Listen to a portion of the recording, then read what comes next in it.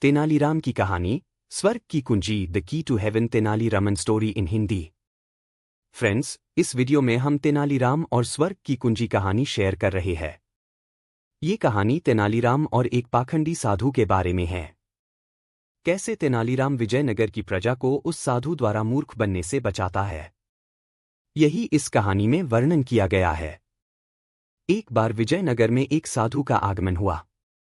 वह नगर के बाहर एक पेड़ के नीचे बैठकर साधना करने लगा। विजयनगर में उसके बारे में यह बात प्रसारित हो गई कि वह एक सिद्ध साधु है जो चमत्कार कर सकता है। सभी लोग उसके दर्शन के लिए धन, भोजन, फल फूल के चढ़ावे के साथ जाने लगे। तेनालीराम को जब इस संबंध में ज्ञात हुआ तो वह भी साधु से मिलने पहुंचा। वहां पहुंचकर उसने देखा कि साधु के सामने चढ़ावे का ढेर लगा हुआ है और नगर के लोग आंखें बंद कर आराधना में लीन हैं।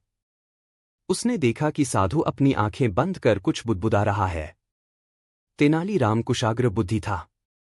साधु के होठों की गति देख वह क्षण भर में ही समझ गया कि साधु कोई मंत्रोच्चार नहीं कर रहा है बल्कि अनाप-शनाप कह रहा है। साधु ढोंगी था। तेनालीराम ने उसे सबक सिखाने का निर्णय किया। वह साधु के पास गया और उसकी दाढ़ी का एक बाल खींचकर तोड़ दिया और कहने लगा कि उसे स्वर्ग की कुंजी मिल गई है। उसने घोषणा की कि ये साधु चमत्कारी हैं। इनके दाढ़ी का एक अबर अपने पास रखने से मृत्यु उपरांत स्वर्ग की प्राप्ति होगी।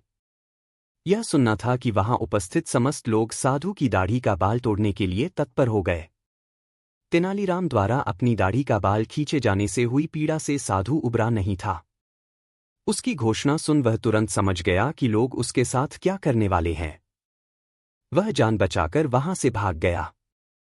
तब तेनालीराम ने उपस्थित लोगों को वस्तुस्थिति से अवगत कराया और ऐसे ढोंगियों से दूर रहने की नसीहत दी। फ्रेंड्स, आपको the key to heaven Tenali Raman story in Hindi कैसी लगी? आप अपने कमेंट्स के द्वारा हमें अवश्य बताएं। ये कहानी पसंद आने पर लाइक और शेयर करें। ऐसी ही और कहानी सुनने के लिए हमें सब्सक्राइब कर लें। धन्यवाद।